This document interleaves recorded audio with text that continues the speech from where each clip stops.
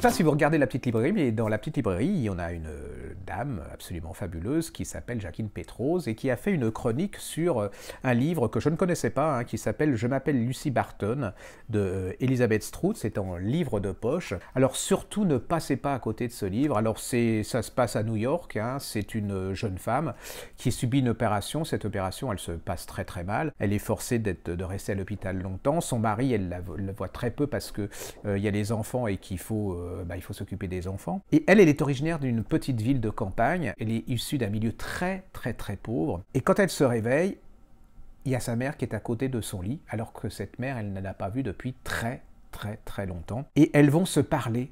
Et c'est comment on se dit je t'aime sans se le dire, comment, en parlant de plein de choses différentes, de ce village, de cette ville, des gens qu'ils ont connus, elles se parlent d'elles, comment elles essayent de revenir en... Voilà, d'avoir de nouvelles relations. Même ne serait-ce que le son de sa voix, elle est vraiment, elle a envie que sa mère lui parle, même si elle ne comprend pas forcément tout ce que lui dit sa mère. C'est l'histoire d'une fratrie, un très très très très pauvre, de deux frères et d'elle.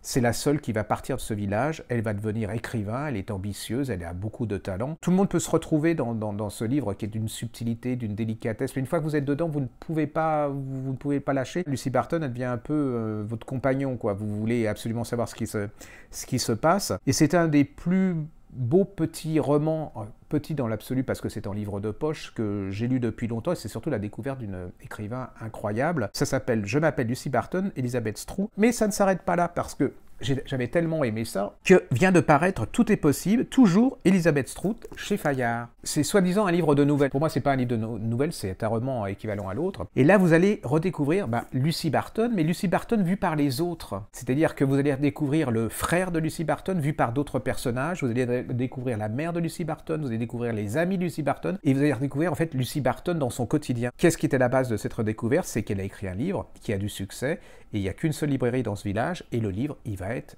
en exposition. Dans ces villages, vous savez, tout le monde sait des choses, mais personne ne le dit, et ça reste entre soi. C'est un très très joli aussi portrait de cette jeune femme, Elizabeth Strout. C'est comment sortir de son milieu, comment parfois on peut avoir honte de ce milieu quand on arrive à New York et qu'on réussit. Puis c'est surtout une certaine Amérique dont on ne parle pas. C'est la pauvreté, comment ça peut être tragique, comment on peut ne jamais s'en sortir. Donc vous lisez, c'est chez un livre de poche, et vous lisez chez Fayard. Voilà, c'est à mon avis deux petits bijoux de littérature américaine.